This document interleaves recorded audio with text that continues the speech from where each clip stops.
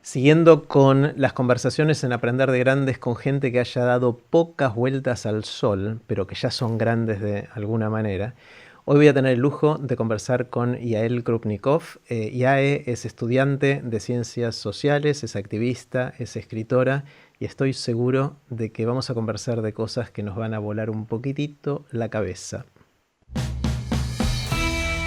Esto es Aprender de Grandes, el podcast donde comparto lo que aprendo mientras intento aprender durante toda la vida y lo que converso con gente que admiro. Hola, Yael. Hola. ¿Cómo va? Todo bien, muy contenta de estar acá. Bueno, igualmente. Yo sé que escuchás el podcast, así que Sí. Es un gusto poder conversar ahora con vos y conocerte un poquito más y aprender de vos. Y una de las cosas que me gustaría aprender y con la que me gustaría abrir como una pregunta grande para que nos lleve a donde nos tenga que llevar es preguntarte qué aprendiste últimamente. Ok, siento que aprendí muchas cosas a mi pesar, como cosas que no sé si yo decidí, bueno, ahora voy a aprender esto, sino que el último año y medio para todos, ¿no? Como que nos tiró un montón de desafíos nuevos y yo creo que aprendí a organizar las cosas de manera diferente, aprendí mucho sobre tecnología, aprendí cómo usar la tecnología de una manera que a mí me sirve y de ponerla a mi servicio en vez de sentir que yo estoy al servicio de mi celular todo el tiempo. Aprendí a descansar, que es algo que me costaba mucho y que a veces hace falta como que te paren un poco y te digan como, bueno, no, ahora tenés que un poquito desconectar de todo.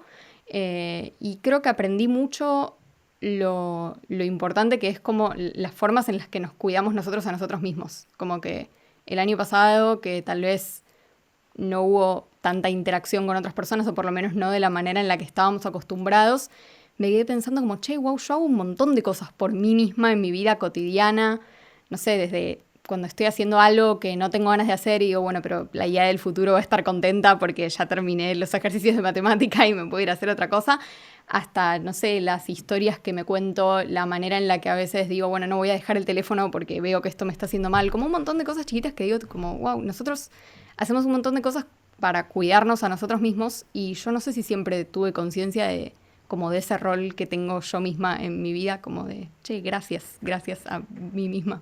Está buenísimo, me encanta. Quiero meterme en alguna de estas cositas en más detalle porque quiero que me enseñes lo que aprendiste. En esto de la tecnología, mencionaste la tecnología que esté a tu servicio y no al revés. Contame un poquito más. ¿Cómo se hace Eh, eso? Bueno, por un lado, cosas bastante más prácticas que creo que todos las tuvimos que aprender, no sé, organizarme con herramientas digitales, empezar a trabajar un poco menos a mano, que también me encanta porque hace una diferencia enorme para el ambiente. Pero también cosas que tienen que ver más con lo mental, no sé, hay poder curar un poco el contenido de las cosas que sigo y de las cosas con las que estoy en contacto y que consumo todo el tiempo para que no sean cosas que me hacen mal o que me hacen querer estar en otro lado o ser otra cosa. Decidir también un poco cuánto tiempo le quiero dedicar a todo eso. Por ejemplo, ahora estoy re orgullosa porque logré bajar mi límite de tiempo de Instagram de 40 a 20 minutos por día. Muy bien. Que es mucho menos, yo siempre hablo con mis amigos y me dicen, no, tremendo, yo lo uso horas, no sé qué, pero a mí me da, como ya esos 20 minutos me pone re nerviosa, me encantaría no depender de eso tanto. Entiendo un poco también que por la situación en la que estamos muchas veces es la manera de conectarse. Yo me acuerdo, sobre todo el año pasado, ahora por suerte ya puedo ver un poco más a la gente, pero el año pasado como esto de, bueno, necesito mirar las historias que sube la gente, sus mejores amigos, porque extraño sus voces y extraño verlos y extraño que me cuenten cosas. Así que tiene como su lado positivo, obviamente, pero bueno, limitarlo un poco para que no se convierta en algo que me quita tiempo de hacer otras cosas, porque siempre la felicidad que uno consigue mirando Instagram es mucho más fácil y está mucho más al alcance que la de sentarse a escribir o dibujar o llamar a alguien por teléfono, pero también es como un poco más superficial, entonces como, no sé, un Claro. poco molestar a tu cuerpo en el corto plazo, pero para que entienda eso que está bueno. Está genial el nivel de conciencia que necesitas para hacer eso, ¿no? No es algo que surja naturalmente y fácilmente. No, no, es que creo que surge también esto de estar mucho tiempo como observando qué le hace eso a mi cabeza y decir, che, no sé si esto es lo que quiero sentir todos los días, no sé si quiero despertarme todos los días con el teléfono en la mesita de luz y que lo primero que hago sea mirar Instagram. Está buenísimo. Lo otro que mencionaste es descansar. Me llama mucho la atención eso y me interesa también. ¿Cómo descansás? ¿En qué consiste ese Em, descanso? no sé si necesariamente siempre es descanso de estar, no sé, durmiendo o tirada en la cama, pero sí haciendo cosas que no son productivas, o que no son productivas por lo menos en la manera en la que solemos pensar la productividad, que tiene que ver mucho con, bueno, lo que nos imponen otros y lo que se supone que tenemos que hacer para ser exitosos.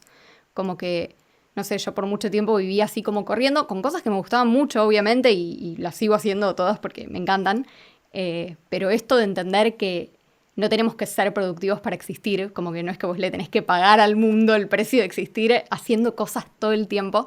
A veces te da la posibilidad de, no sé, decidir, bueno, no, hoy no voy a hacer esto que lo hago para otros o que lo hago porque soy buena. Voy a hacer algo en lo que tal vez soy malísima, pero me gusta. Por ejemplo, tocar el piano, que es una de las cosas que volví a hacer en cuarentena, que no toco bien, pero me da placer sentarme ahí y tocar y cantar. O mismo, bueno, cosas, no sé, hablar con gente, mirar una película, cosas que tal vez uno piensa que no estás haciendo nada, pero que en realidad estás haciendo mucho. Eh, Mm. Y después mencionaste cuidarte a vos misma, que esto es un aspecto de cuidarte a vos misma, que hay otras dimensiones más del cuidado personal. sí, me parece que sí. Bueno, esto volviendo un poco a lo de antes, ¿no? Lo de curar un poco el Claro. contenido que miramos. Y también, no sé, yo me di cuenta que me cuento mucho historias para cuidarme a mí misma, en el sentido de que gran parte de cómo me siento o cómo pienso sobre mi día depende de lo que yo me estoy diciendo a mí misma, sobre cómo va a ser mi día o sobre las cosas que tengo que hacer. Y tomar conciencia de eso es un flash porque te permite decir, bueno, si hay algo que me está enojando o que estoy como predisponiéndome para que no esté bueno, tal vez un poco depende de la historia que yo me estoy contando al respecto y qué puedo hacer entonces para inventarme otra manera de ver las cosas. Y eso es algo que me parece que este año aprendí bastante a hacer. Está buenísimo. Y Ae, me fascina cuando te escucho hablar y te escuché hablar en tu charla en Club TED, después en TEDx Río de la Plata y en conversaciones que tenemos por varias razones, pero una en particular es que siento que no sos como el estereotipo que muchos tenemos de la gente de tu edad en algunas dimensiones. Y Okay. puse la palabra estereotipo a propósito porque es un estereotipo y como todo es una generalización burda y casi irresponsable respecto a tu acercamiento a lo que llamamos consumos culturales, ¿no? Como gran paraguas de las cosas más variadas, de la música, del cine, de los libros, de las obras de teatro, las distintas cosas que consumimos culturalmente. Siento que vos tenés una voracidad, por lo menos mirándote desde afuera, ¿no? Que no veo en muchos lugares. Y no solo una voracidad de leer tanto o escuchar tanto, sino también de pensar cómo eso te impacta, ¿no? Y cómo eso nos impacta a todos. Contame un poquito más de cómo funciona tu mente y tu ser en este sentido. Sí, me encanta y me encanta también que sea algo que la gente se da cuenta, Es porque obvio, pero yo es hasta hace obvio. poco no me daba cuenta. Me pasó que en la cuarentena justamente empecé a mirar muchas series así con mi familia, ¿no? Que de repente me sentaba yo con mi mamá o yo con mi papá y mirábamos cosas y de repente como que yo le decía, che, ¿no te das cuenta que esta música que está sonando acá en el fondo es la misma que sonó hace 3 temporadas para demostrar que el personaje está teniendo un momento donde se siente parecido a... Y como que me volaba la cabeza pensar que la mayoría de la gente no se da cuenta y no mira las cosas así. Y creo que también tuvo que ver mucho con darme cuenta como, che, yo, o sea, es a lo que me quiero dedicar porque evidentemente es algo en lo que no puedo dejar de pensar. No sé cómo se escriben los libros, cómo se hacen las películas, cómo funciona todo el mundo de hacer arte. Y tiene que ver mucho con eso, con prestar atención a detalles, con también entender todo, que a veces es un poco, también es un poco molesto, ¿no? Tener todo ese filtro prendido todo el tiempo en la cabeza, pero yo lo tengo y aprendo a vivir con eso de alguna manera. El filtro como de lo político y de lo social y de qué significa esto que estoy consumiendo, si las imágenes que me está dando sobre distintos grupos de personas o distintos tipos de personas son realmente, o sea, están informadas en la realidad o si son prejuicios que tiene alguien que me está diciendo esto sobre la gente que está en el poder, la gente que no está en el poder. Tiene mucho que ver con eso, es algo que a veces lo quiero apagar porque también está buenísimo sentarse y mirar Friends y no estar todo el tiempo diciendo estos chistes son muy machistas, Claro. pero también está bueno porque te impulsa un poco a conocer otras cosas y a conocer, por ejemplo, otras comedias elaboradas por mujeres, por personas de distintas etnias, por personas de distintas sexualidades, que tienen otro tipo de humor con el que también nos podemos reír todos, así que eso como que es algo con lo que aprendí a convivir y que me gusta en realidad, porque siento que me hace apreciar más otra dimensión de todo lo que leo y miro y consumo. Está genial, se parece mucho, escuchándote, a la gente que tiene oído absoluto. Voy a hacer un paralelo entre dos cosas distintas, ¿no? Cuando alguien tiene oído absoluto, escucha una nota y sabe qué nota es, sin ninguna referencia. Sabe, ese es un La 440 porque lo escuchó. Y en general la gente que tiene oído absoluto llevado al extremo puede volverse una obsesión al punto tal que identificás cada nota que vas escuchando y no podés apreciar la melodía, por ejemplo, en los casos muy extremos, ¿no? Pero usado con moderación, si lo podés controlar, te permite ver cosas que otros no ven, en este caso escuchar cosas que otros no escuchan, y a la vez disfrutar con distintas perspectivas. De alguna manera tenés oído absoluto para este tipo de cosas, ¿no? Sí, puede ser. Yo creo que igual el oído absoluto es algo como, si no me equivoco, con lo que nacés, y yo creo que esto un poco también lo entrenás, ¿no? Claro. O es algo que, no sé, yo no sé si siempre consumí arte de esta manera. Algunas cosas puede ser que sí, o que me las daba cuenta y no las tenía como muy concientizadas, ¿no? Como que tal vez me acordaba, no sé, esto es un paralelo con lo otro, pero no sé si lo pensaba con ese lenguaje. También tiene mucho que ver con empezar a investigar sobre cómo se hacen las cosas. Pero sí, supongo que es algo que se puede desarrollar y que en alguna medida todos lo vamos desarrollando. Yo creo que en los últimos años todos lo empezamos a desarrollar en mayor medida, por lo menos este componente de, bueno, cuestionarnos un poco más la mirada política sobre lo que estamos viendo. Es algo que algunos tal vez hasta hace poco ni se lo preguntaban y que ahora de repente empieza a aparecer como variable y de hecho empezó a cambiar un montón la manera en la que se produce el contenido que consumimos teniendo en cuenta todo esto. Claro, sí, es buenísimo. Un pequeño paréntesis del oído absoluto, siempre se pensó que era genético, o sea, no solo que lo tenías al nacer, sino que era más fuerte todavía genético, pero hay estudios más recientes que muestran que no. De hecho, el estudio más reciente, justo lo estuve viendo hace poco, así que no es que sé todas las cosas, esto justo lo sé, que en el 2014 en Japón hicieron un estudio bastante grande sobre esto y vieron que es mucho más influenciable y desarrollable que lo que se pensaba antes. En general, la inmensa mayoría de las cosas de nuestra vida no son ni genéticas ni adquiridas, sino que es una combinación compleja de las dos cosas, con algunas excepciones. El color de los ojos sí es 100% genético. Y hay cosas que son 100% adquiridas. La mayor parte de las cosas están en el medio y parece ser que el oído absoluto está menos cerca del extremo genético de lo que se pensaba tradicionalmente. Cierro paréntesis, era simplemente para no, para pero re ¿no? interesante, sí. Sí, no, es buenísimo. Volviendo a esto, siempre me llamó la atención, en realidad cuando lo escuché por primeras veces, ahora ya lo incorporé, asociar la palabra político a esto. Vos usaste bastante la palabra. ¿Cuál es la intención política? ¿Cuál es el efecto político? ¿Cuál es el paraguas político dentro del que está metido Friends o el que fuera en cada caso, ¿no? Al principio dije, no, debo haber escuchado mal, no ahora, sino cuando escuché esa palabra en este contexto por primera vez. Contame un poquito qué es la lente política de esto o la visión política de estos contenidos. ¿A qué nos referimos cuando decimos eso? Bueno, está la respuesta que te daría mucha gente, que a mí me parece medio insoportable porque es como una frase hecha que es como, ay no, pero todo es política, que lo dice mucho y es muy verdad, pero para mí requiere como un poco más de explicación, como que a mí también me pasaba por mucho tiempo que la política era algo como a lo que tenerle miedo, algo muy extremista o algo medio así, y sobre todo algo en lo que, no sé, los chicos y los adolescentes no teníamos mucho lugar, pero en los últimos años hubo una gran revolución en la manera de entender todo eso y nos empezamos a dar cuenta de que política hay en todo, hay en las series que miramos y hay en la ropa que nos ponemos y hay en las conversaciones que elegimos tener y las que no, y hay política en un montón de cosas que nos parecen muy cotidianas porque la política básicamente es la manera en la que nos relacionamos con otra gente, o sea, a mí me gusta decir que es como nuestro sentido de la ética llevado a la práctica. Es como lo que pensamos que está bien, lo que pensamos que está mal, cómo pensamos que son las personas. Y eso está en todos lados y a veces obviamente es más fácil hacer esa relación y otras veces es más difícil porque son temas que están más alejados, también porque requiere tener cierta información. Por ejemplo, yo no sé si este suéter que yo tengo puesto, cómo está hecho, qué leyes hay alrededor de todo ese tema, qué impacto tiene sobre la gente que lo hace y la gente que lo traslada y la persona a la que yo se lo compro.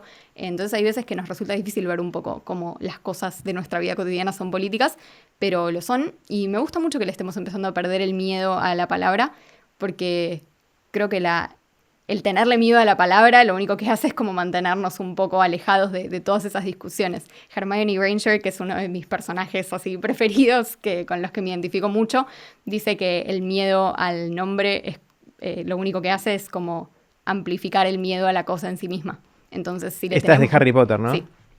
Y si le tenemos Espérate, miedo... decir nuevo la frase. Pues... el miedo al nombre lo único que hace es amplificar el miedo a la cosa en sí misma. O sea, si le tenemos miedo a la palabra política, ni hablar el miedo que le vamos a tener a la política en sí misma y las conversaciones que nos vamos a perder de tener por eso. Me dio intriga de por qué te ves identificada en este personaje. Porque lee mucho y porque tiene rulos y...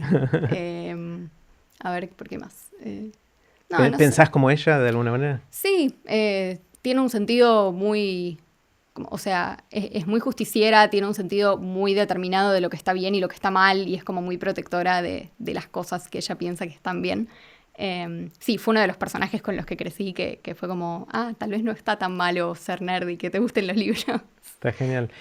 Volviendo a esto de la política, me ayuda mucho lo que estás diciendo. El tema de que vos no sepas cómo está hecho tu suéter, no... A ver, o sea, no podemos saber todo el origen de todas las cosas, con lo cual tampoco tiene que ser una política realista. Entonces hay un lado de la política del consumo. O sea, vos elegiste comprar este suéter, habrás investigado o no habrás investigado en cada cosa. En algunas cosas sí, en otras no. Y entonces ahí estás tomando una decisión política de cómo vestirte, qué consumir, qué no consumir. Ese es un lado de la ecuación. Y el otro lado de la ecuación es la intención política en la gente que crea contenidos o experiencias o lo que fuera. Que ahí también creo que hay veces que hay intencionalidad y hay veces que simplemente estás vos metido en este mundo y lo absorbiste total. Y te salió así porque es lo que te salió decir o hacer, ¿no? O sea, porque a veces cuando uno dice política se imagina como un plan maestro de alguien que quiere dominar el mundo, más o menos. No, claro, el problema es que no nos damos cuenta justamente. Claro, sí. Mi sospecha es que el nivel de conciencia de que todo esto que estás diciendo es bajo en general, inclusive en los... Por ahí es ingenuo lo mío, ¿no? Pero me parece que hay menos conciencia de intencionalidad política en los creadores de contenido de lo que quizás podríamos pensar. Es decir, no creo que haya una teoría conspirativa alrededor de esto, sino que sucede porque son parte de este mundo y son parte de esta sociedad, ¿no? Sí, yo creo que últimamente hay un poco más de conciencia. Ahora, de ahí a que venga del lugar que nosotros queremos que venga es como un abismo, porque creo que hoy en día lo que está empezando a pasar mucho es que hay mucha conciencia a un nivel superficial de que, por ejemplo, hay ciertas cosas que está mal decir y que no, o sea, que son nocivas para un montón de gente y que no está bueno decirlas. Entonces, por ejemplo, tenés un montón de celebridades y creadores de contenido que cambian su forma de hablar y el contenido que ellos arman, pero no necesariamente entienden muy bien por qué. Y es como más una especie de... Se suben a la ola. Se suben a la ola, o medio que no tienen ganas de ser castigados por esta ola de lo que se llama cultura de cancelación, que es como otro tema totalmente, pero está como este miedo, como que estamos todos caminando en puntitas de pie para no ofender a nadie, y no sé si necesariamente entendemos bien todo el tiempo por qué algo, por ejemplo, por qué una palabra no se puede decir porque es un insulto, o por qué... no sé, una opinión sobre cierto grupo de gente es prejuiciosa. Como que no sé si muchas veces el enfoque está puesto en el por qué, sino en como, bueno, no, nadie puede decir nada malo nunca más en la vida. Que es medio contraproducente porque nunca, si no aprendemos y no entendemos realmente cómo ser mejores. O sea, y aparte nos callamos y terminamos metidos para adentro y creo que eso patea en contra también, ¿no? Sí, sí.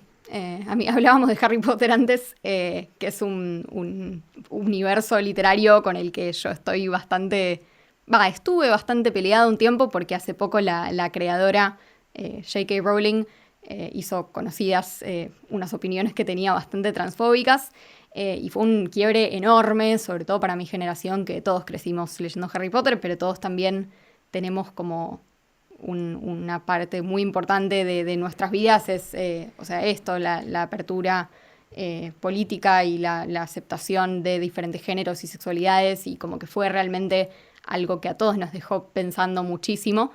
Y yo pensaba un poco en esto, ¿no? Como que ella no empezó desde el principio siendo transfóbica, sino que hizo un par de preguntas medio políticamente incorrectas que, a ver, o sea, las hizo en un foro, las hizo en Twitter, como que está bien, tenés todos los medios para resolver y educarte en otro ámbito, pero hizo un par de preguntas que en definitiva no estaban mal y que son preguntas que probablemente mucha gente, sobre todo gente de su generación que no creció con toda esta aceptación, preguntas que mucha gente tiene y recibió tal cantidad de odio y de violencia y de todo tipo de comentarios negativos que, o sea, ella empezó teniendo estas preguntas y yo la stalkeé en Twitter hace un par de semanas para armar un episodio de otro podcast sobre ella y vos mirás sus respuestas y está totalmente radicalizada. O sea, está diciendo ahora, no, sí, porque los transactivistas están controlando a todos los medios y no sé qué. Como cosas que claramente vos te das cuenta que entre todos seguimos cavando más hondo el agujero en donde nos metimos, porque ella recibe de cualquier persona que podría dialogar con ella para explicarle por qué está mal, recibe odio solamente. Y de los grupos anti-trans que les interesa que ella conserve esta ideología y que se vaya cada vez más para su lado, recibe como, sí, sos una genia, sos lo más, estás haciendo todo bien. Entonces, es obvio que eso va a pasar, y es obvio que va a pasar incluso con gente que empieza no siendo transfóbica, sino teniendo preguntas, o sea, teniendo dudas respecto de lo que no conoce, que toda su vida tal vez le dijeron que estaba mal y de repente ahora está bien, como que es re difícil acostumbrarse a todo eso. Claramente hay una manera de hacer las cosas y no es poniendo en Twitter que probablemente la está gente bien, pero trans quizás no. ella tenía una duda genuina. Si le damos el beneficio de la duda por un ratito, Sí, total, por eso. ella, no, como vos decís, no empezó así, terminó ahora No, terminó así radicalizada. y terminó así porque la gente de la que recibió ayuda y comentarios positivos fue la gente que tenía estas ideologías. Y por eso me parece un poco que tal vez no está tan bueno esto de, bueno, no todos caminamos en puntitas y tratamos de nunca decir nada que esté mal. Porque si no, no progresamos, si no cambiamos, si no aprendemos, si no nos hacemos mejores, sino que es re superficial el cambio que ocurre. Y bueno, terminamos como alienando a cualquier persona que tenga la más mínima duda, que tal vez no está bueno, sobre todo porque al menos por ahora no vivimos en un mundo en donde nadie tiene dudas sobre esto. Al contrario, todo Ojalá el mundo nunca tiene lleguemos mil a ese dudas. mundo, claro. Claro. Qué jodido, ¿no? O sea, este tema de la cultura de la cancelación me preocupa mucho, sobre todo por esto, porque mucha gente va a ser llamada al silencio. Y no, por miedo va a dejar de hablar, va a dejar de preguntar, va a dejar de opinar. Nos metemos para adentro pero parece Sí. que es un círculo del cual es difícil de salir, ¿no? Sí, sobre todo porque yo creo también que hay como otro, o sea, tiene dos caras. Uno es el miedo a hablar y a decir cualquier cosa que sea mínimamente diferente de lo que está socialmente aceptado. Y la otra es todo lo contrario, es como un miedo a no hablar. Como que hace poco salió un especial de Netflix que se llama Inside, de un comediante que se llama Wolverham, que es brillante, que habla mucho sobre internet y a pesar de que es un especial de comedia también dice muchas cosas bastante serias y bastante profundas. Y tiene una línea que es algo así como: la apatía es una tragedia y el aburrimiento es un crimen, hablando, ¿no?, de lo que pasa en las redes sociales. Y eso de la apatía es una tragedia a mí me hizo pensar mucho, no sé, el año pasado cuando pasó todo lo que pasó en Estados Unidos con el movimiento de Black Lives Matter, hace unos meses cuando pasaron cosas en Israel y en Palestina, y la gente, como que hay una carrera por ver quién sale más rápido a decir qué es lo que opina sobre esta injusticia, porque no decir nada queda como que sos apático, y si ser apático es lo peor que puede ser en este mundo en donde se supone que todos tenemos que luchar todo el tiempo por lo que está bien, que está buenísimo, pero si lo peor que puede ser es apático y no decir nada hace que seas percibido como apático, entonces lo único que haces es como salir, no, ya, hay que denunciar todo y hay que salir y hay que publicar en Instagram una infografía estética que armó alguien sobre el tema. La infografía puede no ser, no tener datos que sean verídicos, puede estar armada por alguien que ni idea, o sea, hay un montón de cosas que pueden pasar en el medio. Y la infografía también puede ser lo único que vos hagas al respecto y después ni la lees y ni te ocupás y ni te preocupás por realmente hacer algo por esa injusticia que estás denunciando. Pero es como que no, como que si no decís nada tenés miedo de que la gente piense que no te importa. Y a mí como que me da mucho miedo, sobre todo mientras yo cada vez más me voy convirtiendo en una persona a la que le preguntan estas cosas y que de repente tiene seguidores en Instagram y sentís como la responsabilidad de decir, bueno, no, yo soy activista, tengo que decir algo sobre esto, pero tal vez no sé absolutamente nada del tema. Y digo, no sé si tengo ganas de salir a hablar de algo de lo que no estoy informada, solamente para ganar la carrera de quién es el mejor activista o quién es el más, el que está más consciente a nivel social. Como que no sé si eso es algo que sea realmente productivo, si no viene acompañado de informarse, de realmente hacer cosas al respecto. Y es como, no sé, siento que ese miedo a no hablar y el miedo a quedar como que no te importa porque no decís nada, incluso si el trabajo que estás haciendo es hacia adentro o es en tu vida real y no en tu vida virtual, no sé, es algo que cada vez veo que pasa más y que me preocupa. Obviamente es complicado esta presión a tener que hablar y al mismo tiempo no poder decir nada que esté fuera de la norma para no caer en la cancelación, sumado a que hay muchos casos de cancelación retroactiva. Claro. Hay gente que es cancelada por algo que hizo hace 20 años, que seguramente a la lente de hoy es súper reprochable y está muy mal lo que hizo esa persona, pero lo hizo hace 20 años cuando quizás en ese momento Sí, no se era sabía. horrible también, pero socialmente no era algo que estaba penalizado, con lo cual la gente no lo hizo, no hizo nada que en ese momento estaba penalizado. No, Entonces, total. ¿cómo salimos? ¿Hay manera de salir de esto o no? No sé, o sea, yo creo que las redes sociales son una herramienta increíble que tiene mucho potencial para hacer cosas muy buenas. De hecho, lo hacen, o sea, cómo creció el activismo y cómo creció el arte y cómo crecieron las relaciones humanas gracias a las redes sociales. Nada, es imposible de negar y está buenísimo y yo pertenezco a la generación que creció con eso y me encanta. Creo que lo mejor que podemos hacer es como, bueno, rescatar lo mejor de esa experiencia y decir, bueno, qué cosas la verdad no están tan buenas y se pueden cambiar. Y bueno, un poco esto, no sé, curar nuestros feeds para quedarnos con voces que realmente nos parezca que están buenas. Tratar de bajarle un poco la adrenalina a esto de, bueno, pasó algo injusto en el mundo, tengo que publicar sobre esto ya.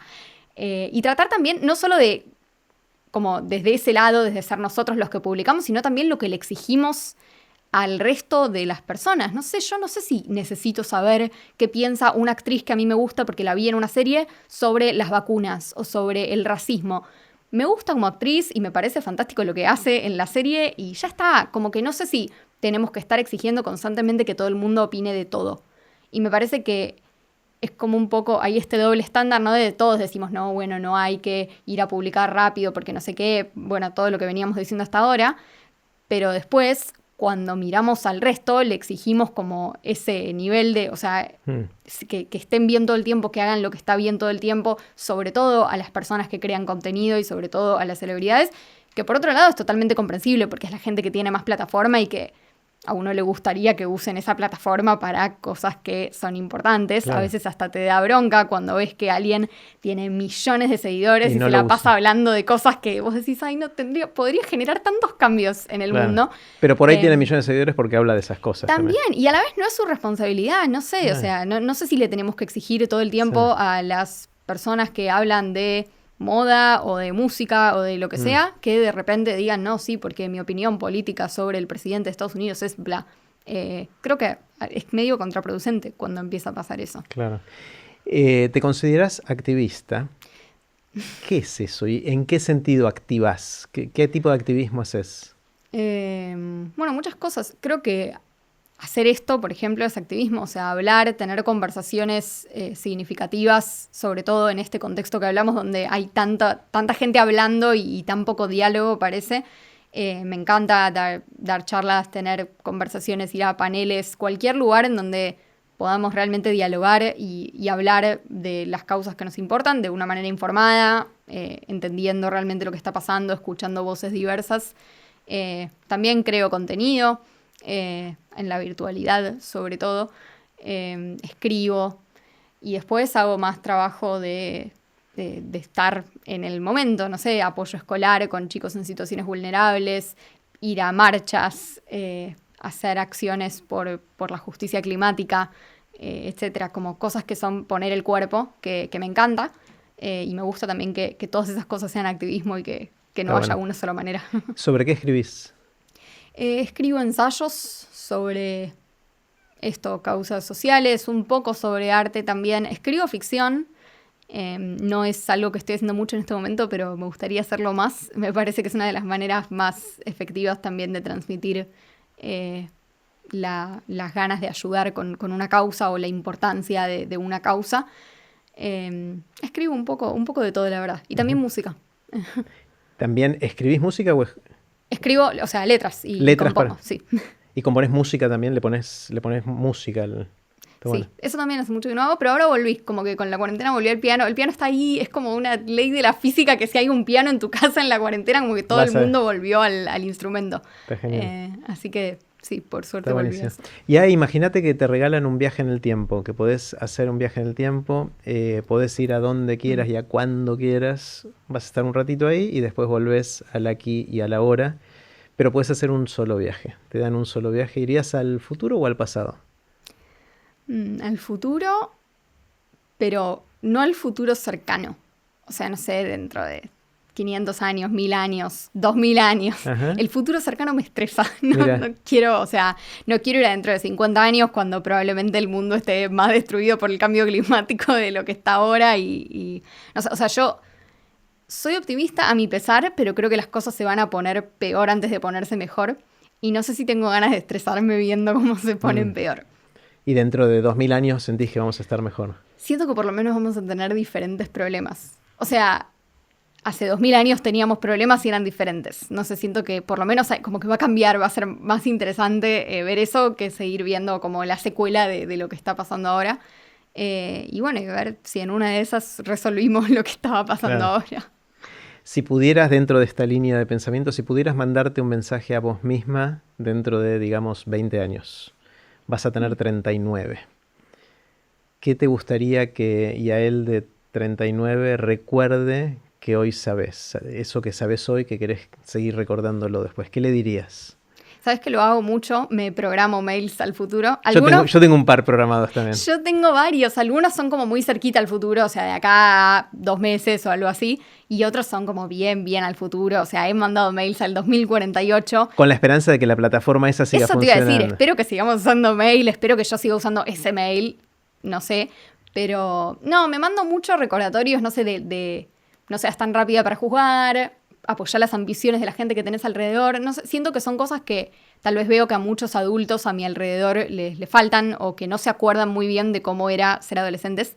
Y me parece como una linda cápsula del tiempo decir como, che, acordate cómo eras vos de adolescente y reaccioná de la manera que te habría gustado que los adultos reaccionen en ese momento. Entonces me mando como muchos recordatorios así o párrafos contando cosas, preguntando cosas también. Pero básicamente eso. O sea, no sé, sé la persona adulta que te habría gustado conocer cuando eras más chica. Sí, hay que ver si de adulta seguís queriendo ser esa persona. Veremos, no sé, pero por lo menos me llegará como el mail. Si seguimos usando mail, me llegará el mail de mi yo adolescente diciéndome como, che, cuando vos tenías esta edad, te pasaba esto. E incluso si después ya, no sé, cambio de opinión sobre cosas así, por lo menos entiendo cómo se siente desde el otro lado y me ayuda a dialogar con otra gente que tenga alrededor. Claro. Sí. ¿Qué sentís, Yae, que opinás distinto a la gente que te rodea? Puede ser el círculo más íntimo, un círculo más amplio. ¿En qué pensás distinto? ¿Dónde tenés opiniones que son distintas a las de esa mayoría? Bueno, supongo, con mis amigos me pasa mucho esto de las redes sociales, como de decir, no sé si tengo tantas ganas de estar en Instagram todo el día. Y con los adultos, bueno, un poco esto, no sé, tal vez algo que me encuentro mucho diciéndole a gente más grande que yo es como, no, el hecho de que no lo entiendas no significa que no sea verdad o que no lo puedas, como que no puedas existir con eso. Yo siento que hay como, en la generación, por ejemplo, de mis padres, como esta idea de que no, todo hay que entenderlo y hay que entender cómo funciona y hay que entender por qué pasa y hay que como poder vos mismo transitar ese camino de pensamiento y como aprobar lo que hace otra gente. Y yo creo que en realidad no soy la única, ¿no? Como que siento que en mi generación hay un poco más esta idea de que bueno, no importa si yo no lo entiendo mientras no lastime a nadie, es como, bueno, no sé, hay muchas cosas que no entiendo y sin embargo sé que existen, hay muchos idiomas y teoremas matemáticos y fenómenos naturales que yo no entiendo y sin embargo están ahí, o sea, y pasan, y de la misma manera alguien puede decidir tener una vida totalmente diferente a la mía, y que yo no pueda entender por qué eso sucede no significa que no esté ahí y que no sea válido.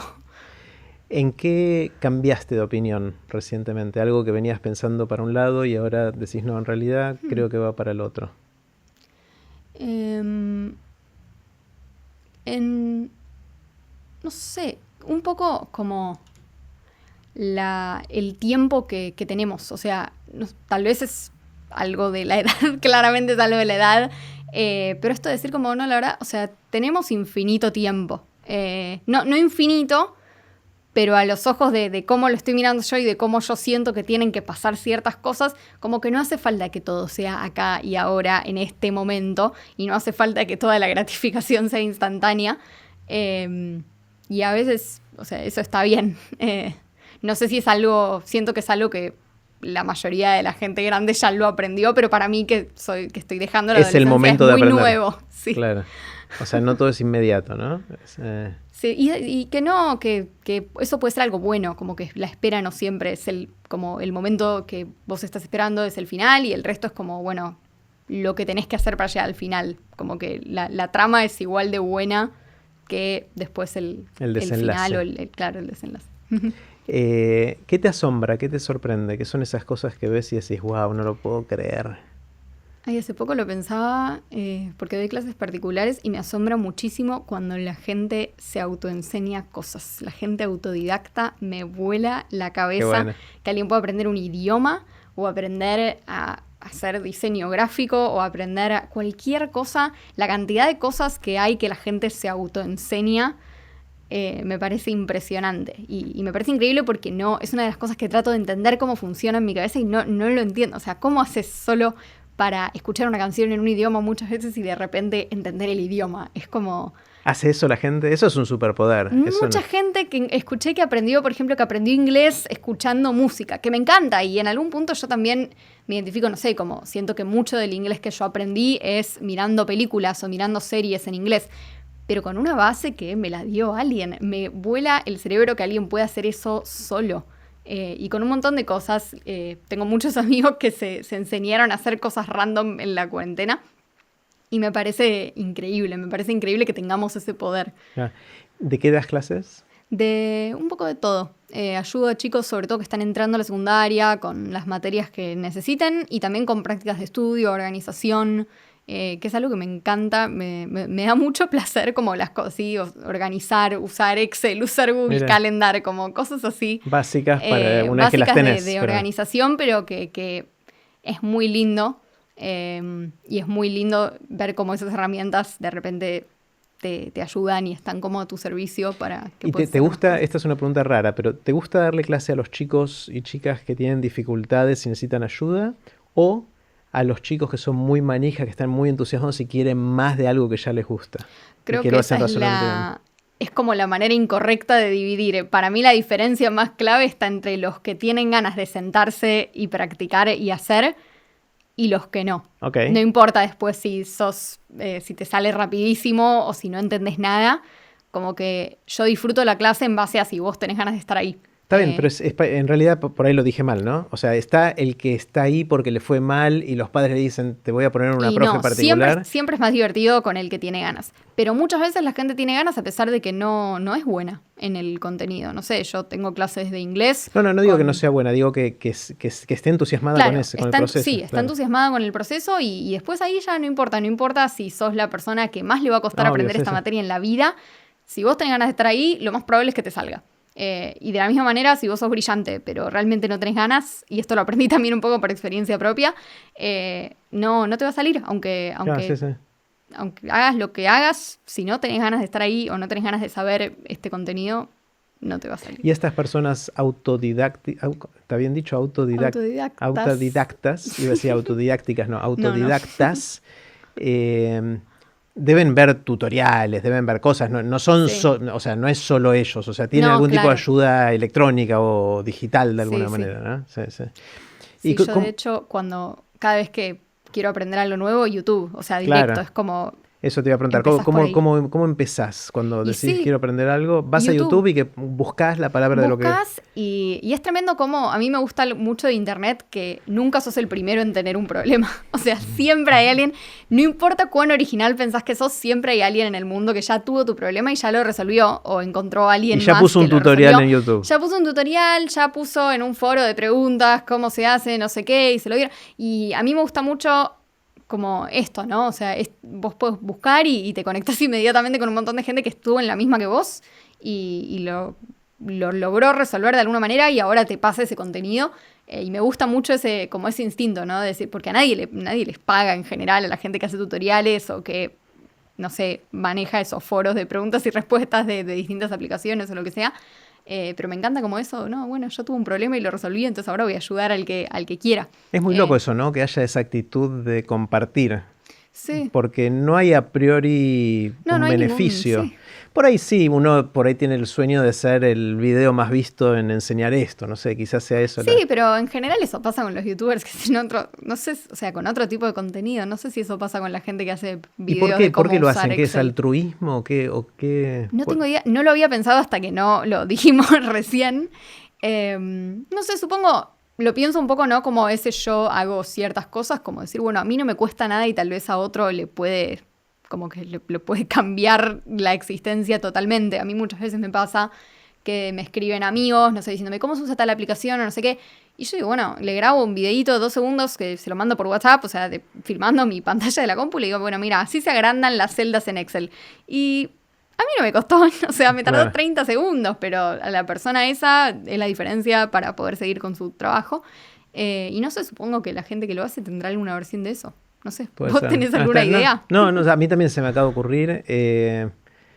Creo tiene que haber algo de expectativa de algún tipo de recompensa. Pues si la gente no Sí. hace las cosas, yo no creo en el altruismo puro. No, O sea, lo puede haces porque ser. algo sentís que te va a aportar en algún lugar. Quizás tenés la fantasía de que alguien comente y conectes con alguien, que te lo agradezca, algo que, no Sí. sé. Sí, a mí, o sea, nada, cuando publico cosas en internet y son bien recibidas, me gusta. Obvio. De Y- hecho, bueno, es todo un tema como lograr no estar todo el tiempo pendiente de eso, ¿no? Y no hacer cosas exclusivamente por eso. Pero puede ser que tenga algún componente de eso, la verdad. No sé. Pero es un recurso del que me beneficio un montón, así Obvio, que sea, sí, todo está por buenísimo. lo que Por sea, las dudas, que no. siga existiendo. Exactamente. No rompamos el hechizo. Claro. Me encanta. ¿Qué tenés ganas de aprender que no sabes todavía? Cosas de astronomía, que a mi hermano le Astronomía. encanta. Y sí, cuando me habla es como, ah, qué lindo, me encantaría saber.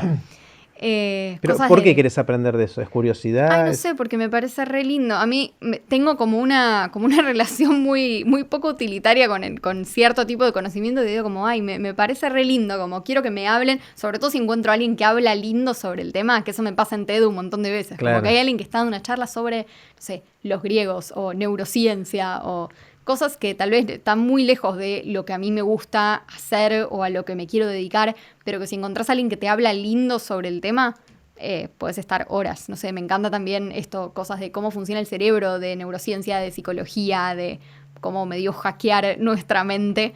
¿Qué más? Me gusta mucho la ética, pero no necesariamente desde el lado que la ves en la escuela, o sea, los pensadores clásicos, pero de repente encontrás así también en YouTube gente hablando de tal pensador que nunca escuchaste en tu vida y que está buenísimo y que te encontrás con todos otros mundos y sobre todo cuando no son parte de la cultura occidental. Me interesa mucho aprender sobre historias, ponerle la historia de China, la historia de India, lugares que tienen toda su serie de sucesos y personajes culturales e históricos que no los vemos, no aparecen nunca en las escuelas. Uh-huh. Volviendo un segundo a tu voracidad por los contenidos culturales, digamos. ¿Cuáles son los que más te impactaron? Mencionaste mucho a Harry Potter como algo que te marcó claramente en muchas dimensiones, al punto tal que te identificás con una de las personajes. Yo creo que no es una experiencia muy original, como que en mi experiencia, cualquier persona de mi generación que le preguntes que tenga una relación con los libros, su clic pasó fue por Harry Potter. Es increíble lo que logró la serie, ¿no? O sea, es muy tremendo. No sé tampoco... Como que después se hicieron otras sagas con el mismo y otras que están buenísimas también y que yo las leí, que me encantaron, pero hay como algo ahí el ingrediente secreto que no sé qué es lo que tiene, pero algo logró que es realmente fascinante. Y después cosas más así posteriores, o tal vez que consumí con más conciencia, por lo menos porque era muy chica cuando leí Harry Potter por primera vez. Hay un libro que se llama Leer Lolita en Teherán, de una escritora iraní que se llama Azar Nafisi, que ella lo que hace es análisis literario mezclado con una especie de autobiografía de su vida personal. Ella era profesora en la universidad en Teherán antes de la revolución. Cuando arranca la revolución y a ella la sacan de la universidad, porque las mujeres obviamente no pueden ni estudiar ni ser profesoras, mucho menos. Entonces ella lo que hace es se reúne en secreto con muchas de sus estudiantes mujeres que también las habían sacado y empiezan a leer libros prohibidos. Entonces en su libro ella hace como una especie de raconto de toda esta experiencia y lo mezcla con análisis literario de los libros que ella menciona. Y es increíble y es un libro que como que junta mucho esto, o sea, la dimensión política con la dimensión artística. Y ella es una persona que todo el tiempo te está diciendo, no leas los libros como alegorías de un sistema político o exclusivamente por el mensaje político, como que la literatura es algo también, es un fenómeno estético y es un fenómeno sobre, o sea, los libros pueden tratarse sobre relaciones humanas o sobre sueños individuales, no todo es, bueno, el capitalismo o el comunismo, etcétera, pero a su vez todo tiene una dimensión que tiene que ver con eso y está bueno también observarla. Y creo que influenció mucho la manera en la que miro los libros y las películas y todo. Y ella me parece un ser fascinante. ¿Y cómo llegaste a un libro de una persona? O sea, ¿te lo recomendó alguien? Me lo recomendó mi profesora de inglés de primero y segundo año. Mira. Que cuando yo, creo que la tercera semana de clases, me acerqué y le dije, me encanta esto, me aburro en la clase, quiero hacer más, quiero leer cosas diferentes, quiero hacer cosas. Me empezó a recomendar libros, empezamos a escribir ensayos así de análisis sobre esos libros. Era un proyecto que tenía cero utilidad académica, o sea, no estaba en ningún boletín, no tenía nada, entonces de repente si queríamos hacer clásicos, hacíamos clásicos, pero queríamos hacer Harry Potter, hicimos Harry Potter. Como que mucho de, bueno, lo que nosotras querramos, como nosotras querramos, ese fue un libro que ella me recomendó y que creo que terminó informando muchísimo todo el resto del proyecto, porque esto de cómo piensa uno los libros, los símbolos dentro de los libros, las alegorías, qué representa cada personaje, es algo re interesante, sobre todo cuando uno lee así libros de otras épocas, clásicos, que tal vez decís, no sé, es medio plomo si lo lees así nomás, como que es solo gente que va a tomar el té a la casa de otra gente, pero después lees un poco más de información y te das cuenta que uno de los personajes representa a la clase social de no sé qué, que el hecho de que su casa esté medio destruida significa que en este momento estaban viviendo no sé qué cosa, como que tiene toda una capa histórica y cultural y social que si no la lees en un contexto diferente en donde alguien te lo puede explicar, tal vez te quedas con, no entiendo por qué este libro es un clásico, tipo, ¿por qué me tendría que importar a mí esto? Claro. Y sin embargo es brillante. Hay cosas increíbles que hacían los escritores y que siguen haciendo también, pero a veces cuando leemos libros de hoy en día es como más fácil darse cuenta. Pero bueno, sí, es algo como que me enseñó a apreciar muchísimo distintos tipos de literatura que tal vez cuando los lees solo decís, ahí es un embole. Claro, es como la diferencia entre ir a un museo con una buena visita guiada y ir solo, que quizás lo disfrutás, pero Total. No ves detrás de esos velos, ¿no? Sí, sí. ¿Pensás alguna vez o pensaste alguna vez qué hubiese pasado si esa profesora de primero o segundo año te recomendaba otro libro? O sea, es muy loco, ¿no? Porque este libro, de alguna manera, te influyó muchísimo hacia adelante, ¿no? Sí. No sé. No lo pensé nunca. Sí pienso mucho que habría pasado si esa profesora nunca me recomendaba ningún libro, que habría sido todo mucho más aburrido. Mira. Pero no, la verdad es que nunca me imaginé cómo habría sido no leer ese libro. No sé si... O sea, creo que puse sobre la mesa un montón de cosas que ya estaban de alguna manera ahí en mi cabeza.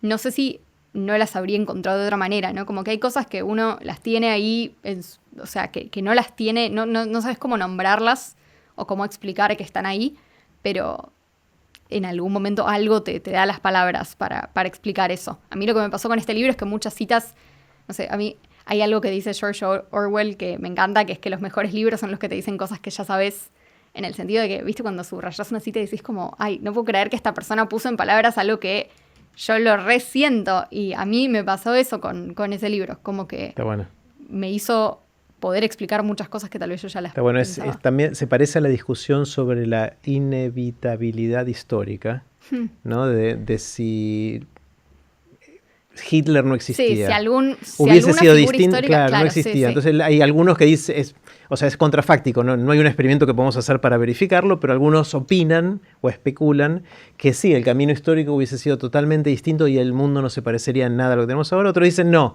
eso iba a pasar poco antes, un poco después, con un personaje, con otro personaje, pero era algo que las circunstancias históricas hacían que ella estuviera listo, entonces cuando uno ve la línea Claro. reconoce lo que Sí, uno yo ya creo que no pensaba, es ¿no? ninguna de las dos. Como que Mm, tal vez pasaba, pero de alguna manera, de otra manera. No sé. De la gente claro. que le preguntás lo del viaje en el tiempo y contesta el pasado, ¿vale cambiar eventos? No importa, o sea, a veces entramos en esa Ah, ok. discusión,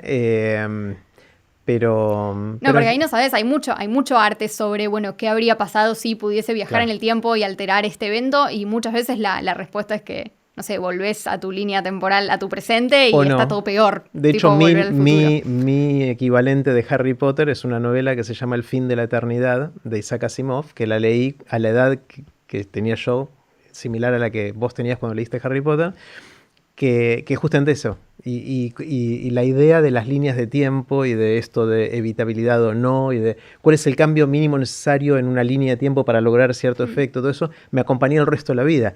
Claro. Totalmente inútil como concepto, digamos, pero es una lente más para mirar el mundo. O por ahí no sé si es No, inútil, pero ¿no? lo repensaba, yo lo pienso mucho ahora, no sé, todos mis amigos me parece que lo estuvimos pensando mucho ahora porque nos tocó tomar decisiones que parecen muy inalterables sobre nuestro futuro, por lo menos nuestro futuro cercano. Y yo lo pensaba mucho, ¿no? Como, bueno, ¿cuál es la decisión correcta? Y tal vez no hay una decisión correcta, como que vos tomás una decisión y vas transitando ese camino y lo vas haciendo correcto a medida que vos vas pasando, pero no sé si la otra decisión tal vez, o sea, lo que no hiciste tal vez no te llevaba por otro camino que también podía estar buenísimo, como que Claro. tal vez no hay como un evento que cambia Mm, todo o un evento que es el que está bien y el que tiene que pasar, sino que las cosas pasan y bueno, claro, algunas claro. cosas son siempre iguales porque tenían que, o sea, porque realmente eran así, porque estaban sucediendo independientemente de los eventos Ujú, coyunturales y otras no. sí. Y si pudieras cambiar algo del sistema educativo, pregunta difícil. Ahora que Mm, terminaste la secundaria, estás estudiando en la facultad, no digo pensarlo desde cero porque eso es no, demasiado claro. complejo, pero algún cambiecito, ¿qué tocarías en el sistema educativo para mejorarlo? Ah, tomaría más orales. Que, o sea, es algo que tal vez mucha gente lo detesta, pero creo que nos da miedo porque no lo hacemos lo suficiente y no somos buenos y después salimos a la vida en general y nos damos cuenta que La es una vida es más habilidad oral de muy lo que parece. importante. Claro. Y para los profesores también. Yo ahora que corregir escritos es lo Horrible. peor. Y es como una oportunidad para desarrollar habilidades mucho más allá del contenido. De hecho, ahora en la facultad, que sigue siendo virtual, me estuve haciendo muchas presentaciones y lo disfruto mucho. Y sobre todo cuando son con otros. Y de repente el examen ya no es repetime de memoria qué es esto, sino, bueno, conversen y díganme qué opina cada uno sobre tal cosa. Me parece que, o sea, más allá del oral individual, el diálogo, que es una habilidad que nos falta un montón, puede estar bueno como para implementar y mejorarlo del sistema educativo. Hmm. ¿Cuál es tu anécdota? ¿Cuál es esa anécdota que te gusta contar, que solés contar, que te funciona de alguna manera? Siempre que me preguntan hacer una curiosidad bizarra sobre mí mismo, digo que una vez tomé una pastilla, un remedio, y se me fue por el tubo respiratorio en vez de la garganta. Todavía no entiendo bien cómo pasó, pero fue todo un problema y tuvimos que ir a la guardia, no sé qué, y bueno, odio tomar pastillas. Después de eso, Superé mi miedo, pero les tengo como un respeto desde ese te momento, como que atragantaste mal. no sé qué pasó, nunca voy a entender qué pasó, pero tuve la pastilla acá. Fue horrible. Aparte, yo no sé si alguna vez vos te tragaste un fósforo encendido, pero fue más o menos así. Esa O sensación, sea, te ese quemaba. tipo fuego, horrible. Uh. Sí. ¿Y no podías respirar o cómo? No. Fue muy feo. Igual estuvo bastantes horas. Pero bueno, esa Wow, es mi curiosidad random. Una vez wow. una pastilla estuvo en mi tubo respiratorio. Mirando para atrás a tus orígenes, evidentemente sos muy apasionada de todas estas cosas que estamos conversando, es algo que te corre por la sangre. ¿De dónde viene eso? ¿Podés identificar orígenes de esto? No sé.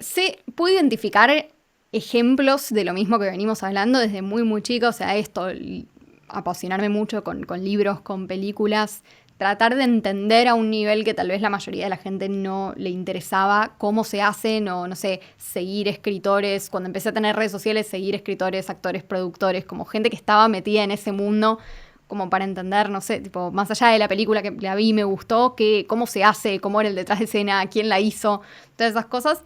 No sé si viene de algún lugar en particular. Mis papás leen mucho, o sea, en eso sí, como que, bueno, nada, siempre. Y yo leí desde muy chica.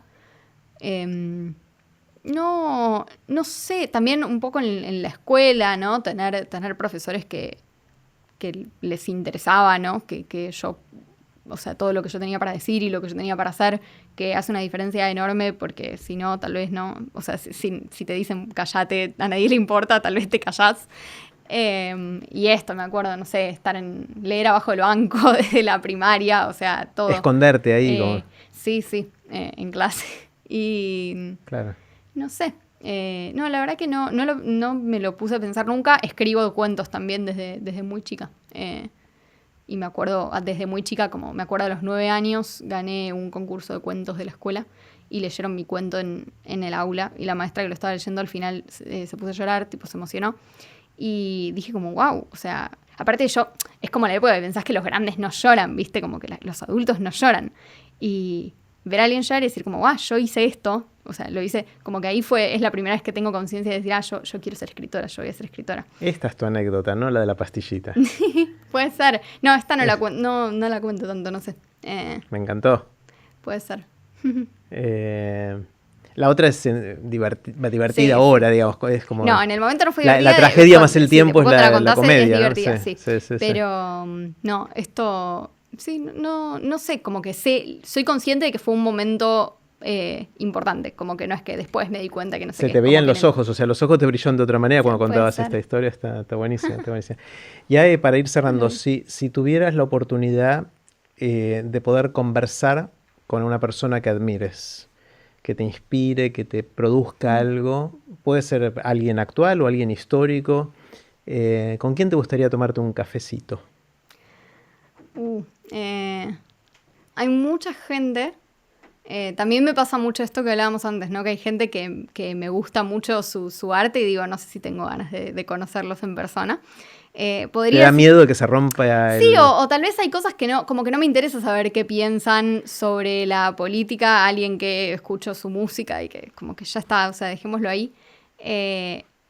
Podría decir a Sarna Fisi, por suerte el cafecito con Sarna Fisi lo tomé en un serio? momento, sí, estuvo buenísimo. ¿Cómo se te dio? Esa también es mi anécdota, que le escribí, tengo muchas anécdotas. Le escribí una carta y nunca me contestó porque la carta se perdió, le mandé una carta física y se perdió en el correo. Le escribí por Twitter, ¿te llegó mi carta? Me dice, no, pero esto era en agosto, me dice, voy a Argentina en septiembre. ¿De qué año?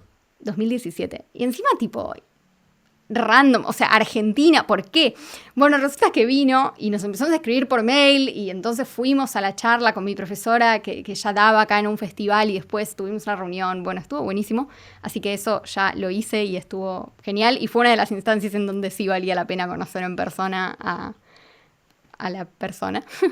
¿Y con alguien que no hayas podido? Y con alguien que no haya podido, ahora estoy mirando muchas películas viejas, así como viejas de los 40 y me parece fascinante Katharine Hepburn, que es una actriz que tenía, no sé, todos los papeles de mujeres fuertes y de personas recopadas en una época en la que todavía no había, o sea, no sé, hizo de abogada en una época en donde la mayoría de las universidades de abogacía no admitían mujeres ese nivel y me parece una persona muy graciosa y también como con mucha relevancia, tanto en su momento como actual. Me encantaría charlar con ella.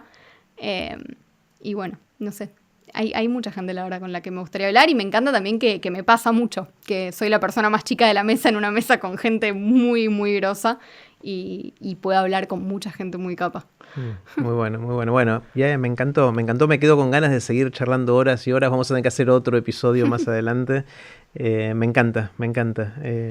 Espero que lo hayas pasado bien. Ay, la pasé re bien, a mí también me re gustó. Bueno, gracias.